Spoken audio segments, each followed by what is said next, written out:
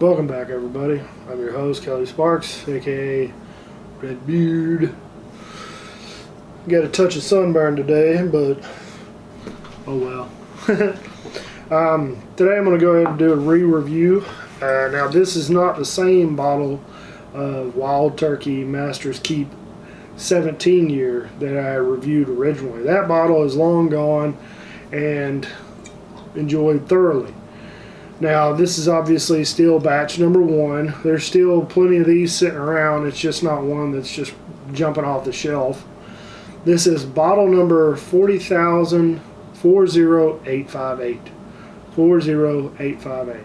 So, I've had at least two different bottle numbers, two different bottles of this. And not personally, like I've had one other that I reviewed and I own, but I also got to taste another one, and I feel like even though it was all blended together, all of the barrels that were traveling that were used in this process, I feel like it actually changed a little bit in the later bottlings. So this one's aged 17 years. It was matured first in a wood warehouse, second in a stone warehouse, and third in another wood warehouse.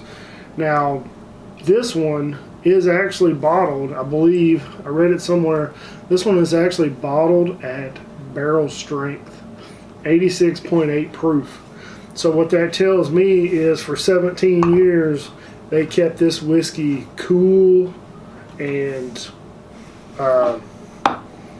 cool, basically just cool.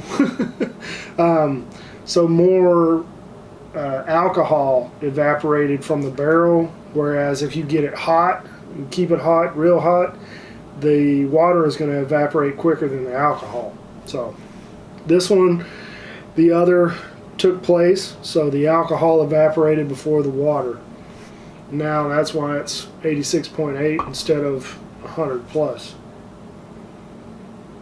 So definitely heavy on the barrel notes,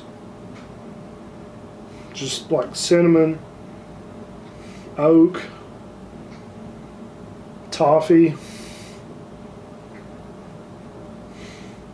some caramel, and it almost smells, it has a feeling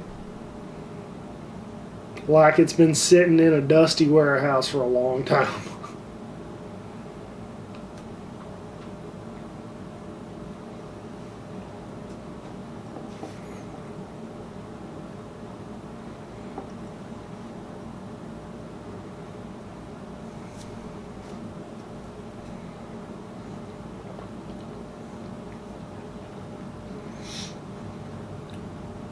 So I think the first time I had this, I really thoroughly enjoyed it. But now we're looking at close to a year later from the original review. It tastes really good. Is it worth $130? Is it $130? Does it taste like $130 whiskey? Not really. It's really good, don't get me wrong, but I'm not a fan of the proof. I wish it could have had a bit of a higher proof.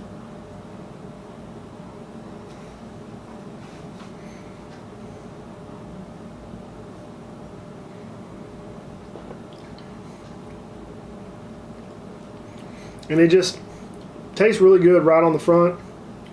Very thin. This one's a little thin, and then it just finishes extremely quickly. It doesn't have a lot of viscosity on it. Doesn't stick around for a while. So I'm not as big of a fan this go around of this one. I wish I had that original bottle just so I could make another video of it, but oh well. This is a nice one to have. I mean, I believe this is the oldest Wild Turkey ever released, so it would be nice to have on the shelf. but it's definitely not my favorite wild turkey. And in fact, I've actually been in a blind tasting before where I picked this one almost last, and I picked Wild Turkey 101 first. It was a one of the meetings of the East Texas Bourbon Society. We did a Wild Turkey blind tasting. So, and I picked Wild Turkey 101 over everything. That's whenever I was like, really? Wild Turkey 101? Huh. So I started getting back into the old turkey.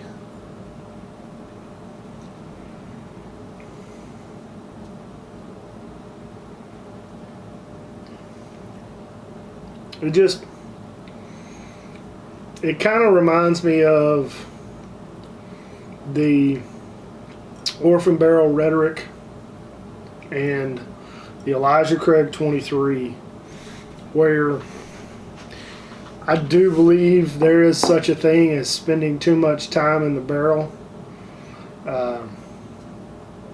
I think a lot of the characteristics of the whiskey gets soaked up by the barrel. So just because it's older doesn't mean it's better in this case. Yeah, I would have to go like a low 8, maybe like an 8.1 for a rating. I'm still unsure whether or not I'm going to keep doing the ratings. I might give my opinion and rate it, but as far as filling out the Google document, I still hadn't decided on that one yet. So, but I think I'd have to go with like an 8.1. It's good. Is it $130 good? I don't feel like it is, but hey, I'd rather drink rare breed all day.